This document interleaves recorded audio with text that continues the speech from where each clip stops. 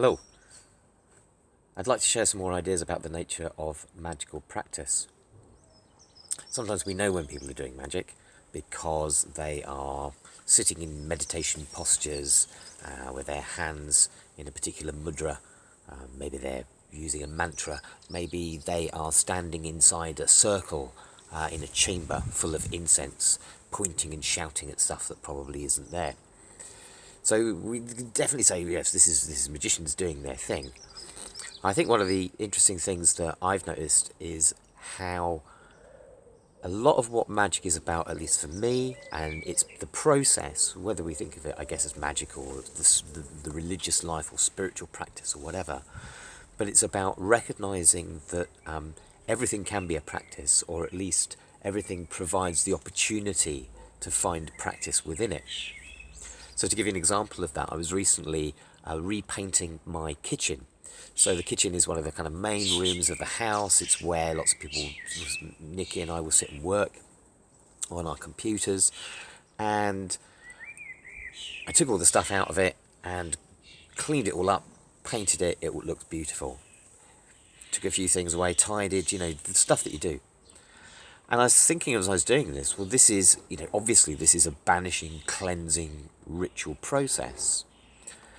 And I guess for me, it's about noticing where the world, life, provides these opportunities for us to do whatever work of refinement or transformation or that we're engaged in. So in that act of painting the kitchen, what I would do was there would be a few things that would make it obvious that I'm bringing perhaps a special attention to it. So I'm really thoughtful about the music that I play. I'm really thoughtful about the as far as I can with moving around like that, painting the breath that I have, the feelings that are arising and how I'm working with those. So I know that as I'm making this space, as I'm painting this chamber that I'm going to inhabit, I and my family, that I'm putting the right vibe into it.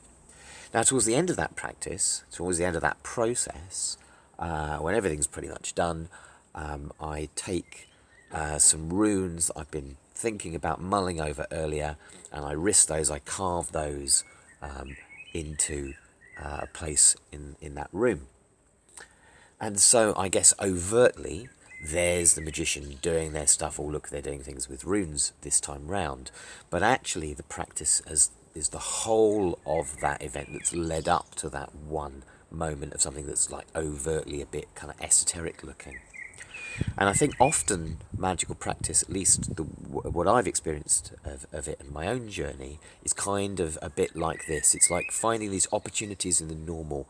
Austin Spare talked about magic as being a process for intensifying the normal, coming to the astonishing moment-by-moment realization of how fabulous and remarkable existence is, and our ability to have any agency in that process, or apparent agency whatsoever, is weird and beautiful, and to be wondered at and to be explored.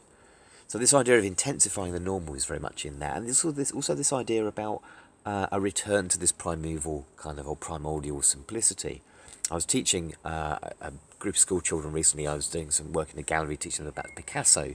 So we're doing the story of this guy's life, and one of the things I showed them was Picasso's famous dove. So Picasso's dove, I think, is made of something like 4 lines and a circle and a dot. And it's this beautiful, beautiful thing, really, beautiful object. And if you know the history of Picasso, you know his backstory, you know as well that he was a fantastic draftsman. He did amazing anatomical drawings. He was really, really adept with very traditional forms of painting in oils and so on.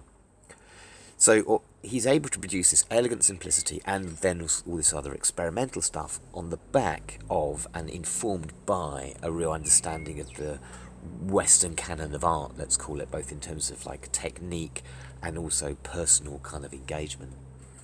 And I think, again, for me, this idea of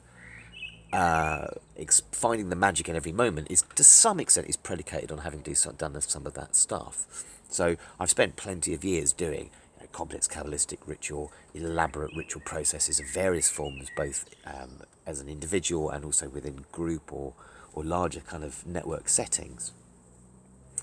And I think that kind of stands me in good stead. It allows me to like notice those everyday moments of magic and to be able to find ways of inhabiting those and hopefully getting something out of those. So this idea of being sensitive to what's kind of going on, listening to the moment. What magic is it giving you the opportunity to connect with, as well as, diligent practice of your body work, your meditation, progression, diary work if that's your thing, whatever. That really matters, but it's also about like noticing when opportunities for practice arise. And they often arise through those kind of daily tasks, the kind of thing that many of us don't do that often anymore. This kind of laborious, physical, I've got to cut down all of these willows that are growing. That's what I'm doing. So I'm doing this repetitive, meditative, mindful kind of process. But when we find those opportunities, even if it's just physically washing up or washing ourselves, to really engage with those and make those part of what we do as magicians, I think is, well, it works for me anyway. Thanks for listening. Bye-bye.